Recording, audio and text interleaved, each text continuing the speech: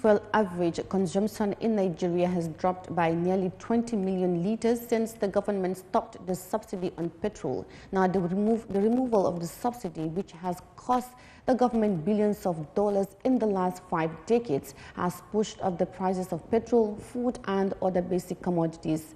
As featured in this report, calls are now growing for the government to channel the funds saved from the subsidies to boost the manufacturing sector in order to lower the cost of production. Nigerians are struggling to buy petrol since the government stopped paying subsidies on imported petrol. Details of that in this report. A handful of drivers are filling up their tanks at fuel stations across Nigeria. They say the pump price is way too expensive. I used to full tank, but since the subsidy has come, so much I bought 4,000, 5,000, 3,000. Even the 5,000 will not take you any day. Before that very day, you finish it. Before now, I would tell you I used to fill this tank with 12,800, 13,000. But the first time I tried to fill it up again, it was almost 38 to 42,000. So, and this is what I just use in a week. So what I really do now is I just buy 10K for 2 days, another 2 days I buy another 10K. So at the end you see it's almost 30,000 per week. Nigerians are struggling to buy petrol since the government stopped paying subsidies on imported petrol. The government says it has spent $10 billion on subsidy payments in 2022 alone, but suspended the plan in May. This has resulted in a hike in the price to $1.18 per litre. A price that is now being determined by the cost of importing the product. According to the Nigerian Midstream and Downstream Petroleum Regulatory Authority, the daily consumption of petrol has now dropped to 48 million litres from about 67 million per day before the subsidy was abolished. Economic experts say fuel prices have gone up, yet people's incomes have remained the same.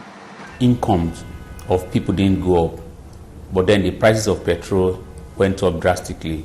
So what that means for the average Nigerian is that, with the same budget, you buy less fuel. And so people are not buying as much as they were buying before. If, for example, for 20,000 naira or for 10,000, I could get 50 litre, now I could get that for like maybe, 25 or something a lot less than that. The World Bank says by ending the petrol subsidy, Nigeria could save up to $5 billion this year. Economic experts caution the government to challenge the savings to reduce the cost of manufacturing and develop the economy to cushion people from the impact of commodity price hikes.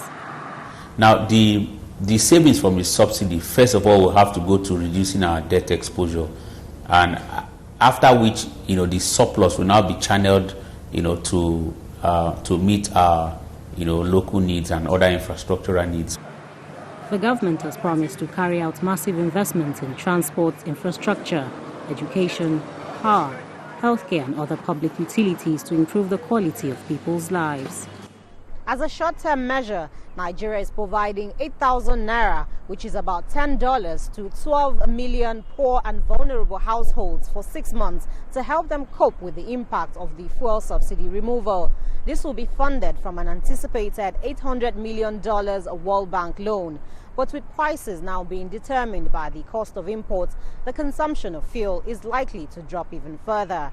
Ajek Mangut, CGTN, Abuja.